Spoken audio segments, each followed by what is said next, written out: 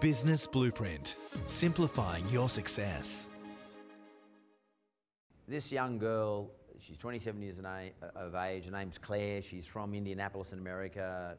She's a very lovely-looking young girl, quiet, fairly, I would say, lacks confidence a little bit, but very polite, well-mannered, great at what she's doing in terms of the service industry, and she was wonderful.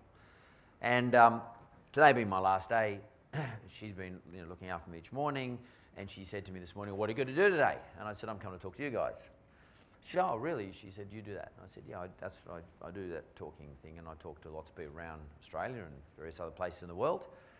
And she said, "Oh, wow." She said, when I went to university, this is her telling me, when I went to university, she studied health sciences and other things, and she said, "The thing that terrified me the most is actually standing up in front of a crowd and speaking." The thing that terrified me most was standing up in front of a crowd and speaking. She said, "I have no problem one-on-one, talking to one person like she's talking to me now." And actually she was very engaging, and more so from engaging me, she was engaged by me, so she allowed me to speak. So she had this ability to allow someone to speak to her. And I said to her, why is it? She said, "Oh, I don't know, but I get up there and I actually forget what I'm about to say, and I actually can't remember what I just did say. And when I had to make presentations at university or during tutorials or lectures or what it was, she just was overcome." And she said, as a result of that, she said, it's actually held me back in business, in careers. She said, because there have been a lot of opportunities for her to go and work and further her studies and use her studies in other jobs. But the thing that scares her most is a lot of them require presentations. She's in the healthcare industry, and she likes the idea of teaching. And she kept telling me about how scared she was. Now, it's a very interesting topic for me, because as we mentioned earlier, in the introduction, I have an interest in science and technology. I'm not what you call someone who sort of is one of these gut reaction people. I don't have feelings. I do have feelings, but not like... I'm not like an emotional sort of guy, it's not my go. And everything I see comes back to chemistry and physics and, electromagnetic fields and electricity and things that happen within our bodies. So I was thinking about, while she's telling me these things, I was thinking about what she was saying.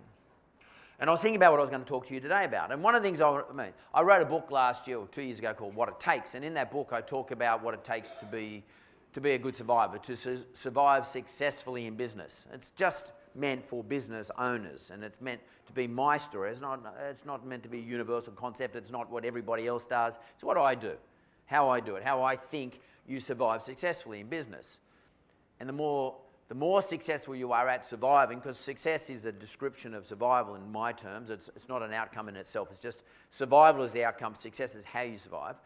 The better you do it, the better your outcomes are, and maybe the richer you get, if that's where you want to end up. Richer in whether it's money or experiences, whatever it is. And I was thinking about this young girl. And when I talk about what it takes, I talk about, sort of attributes of successful survival. Things like, and I'll talk to today about it, things like, for example, attitude, purpose, commitment, fortitude, accountability. They're just some attributes. And sometimes people will say that they're virtues, okay? Otherwise called virtues. And everybody be sitting here saying, "Oh yeah, good on you, Mark. I know you need fortitude." We all sit back and look. We all know you need fortitude and strength and courage to run a business properly, to prosecute your business goals and your aims and your strategies this year and next year and the year after, and to survive those ups and downs, or mostly the downs.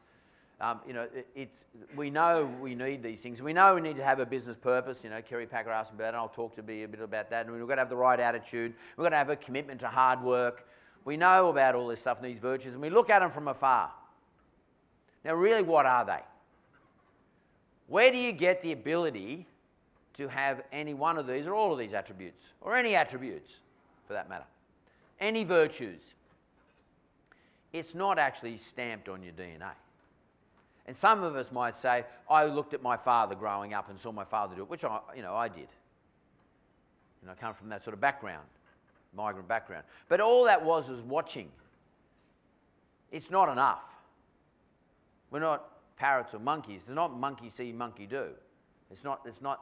It's easy for, in our case, in the case of humans, it's monkey see, monkey try, but monkey might not do.